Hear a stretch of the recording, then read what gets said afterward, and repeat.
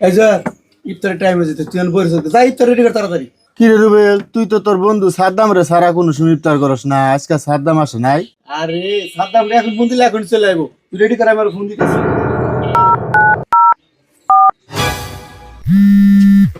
Hello বন্ধু, কই তুই? ইফতারের টাইম হয়ে যাচ্ছে, তুই এখন আস না, তাড়াতাড়ি আয়। ও তুই থাক, 5 মিনিটের মধ্যে আমি আসতাছি। আচ্ছা ঠিক আছে, তুই চালু করে আয় জোয়ারের দোকানে।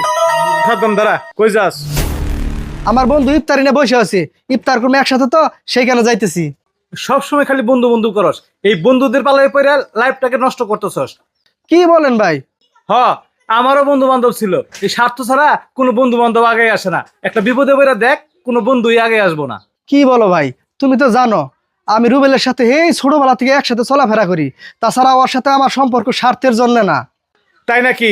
আচ্ছা দেখি তোর কেমন বন্ধু, বল। আমার বিপদ, 10,000 টাকা লাগবো, যদি দেয় তাহলে তো হইল, আর যদি টাকাটা না দেয় তাহলে কালকা থেকে সকল বন্ধু বান্ধবের সাথে চলাফেরা বন্ধ।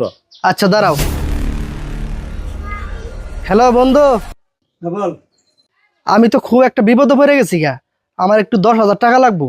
আর এটা কোনো বিপদ হলো? গতকালকে আমি বেতন পাইছি, তোর নাম্বারটা আমার হোয়াটসঅ্যাপে, আমি এখন টাকা পাঠাই দিছি। আর শোন, এখান থেকে আমি চাইতেছি বাসায় ইফতার করি, তোর লগে ইফতারের পরে দেখা হবে না। হ্যাঁ বন্ধুত্বের সম্পর্ক কখনো টাকা দিয়ে পরিমাপ করা যায় না।